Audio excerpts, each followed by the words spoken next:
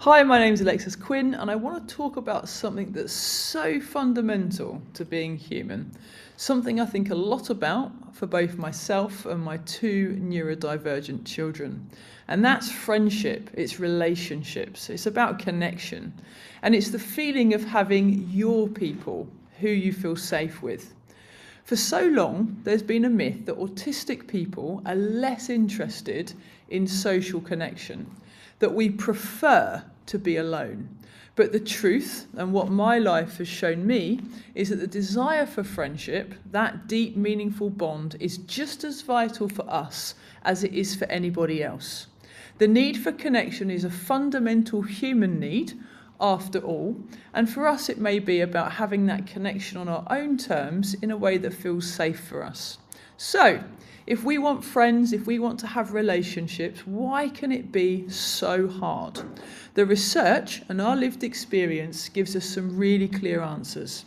For many of us, the way we define and build friendships is actually quite similar to neurotypical people.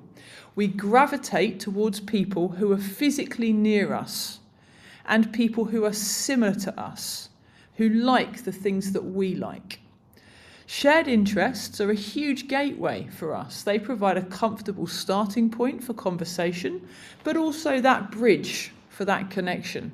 A friend is somebody who gets it, somebody you can trust, who's loyal, who accepts you for who you are. But navigating a world that often doesn't share our communication style can feel like being in a country where you don't speak the language fluently. There's that constant feeling of social disorientation, of not quite understanding those unspoken rules, the body language, the subtle cues that others seem to grasp so easily. And that leads to something many of us do. We learn to pass as normal, that camouflaging, or, as I prefer to call it, we engage in that adaptive morphing, where we constantly observe and imitate our peers, their expressions, their tone of voice, even their interests, all in an effort to fit in.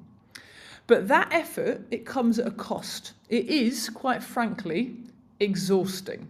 That constant performance, the anxiety of getting it wrong, the fear that people won't like the real you, it can lead to burnout and this, sort of a lonely kind of feeling, I guess. And it also creates a deep sense of friendship insecurity or anxiety, because every time there's a rejection, every time something goes wrong, it's a micro trauma. And there's also, of course, the worry that friends will get tired of us and that we'll be rejected if we let that mask slip. But here's the beautiful part. The research points to something many of us have discovered on our own: the profound joy of finding other people, other friends who really do get us. Lots of those might be autistic because they just get it, and others might not be. But with them, that pressure disappears. We don't have to mask. We can be our authentic selves. And there's this mutual understanding that's hard to find anywhere else. And it's not that we have a deficit in empathy. It's that there's a double empathy problem, a mutual misunderstanding between different neurotypes. And when you connect with someone who shares your neurotype, that barrier can sometimes just dissolve. Understanding this has been life-changing, and it's what I want for my children and for your children. Not a world where we have to hide who they are to find connection, but a world where they can build authentic friendships, where they are valued for their true selves.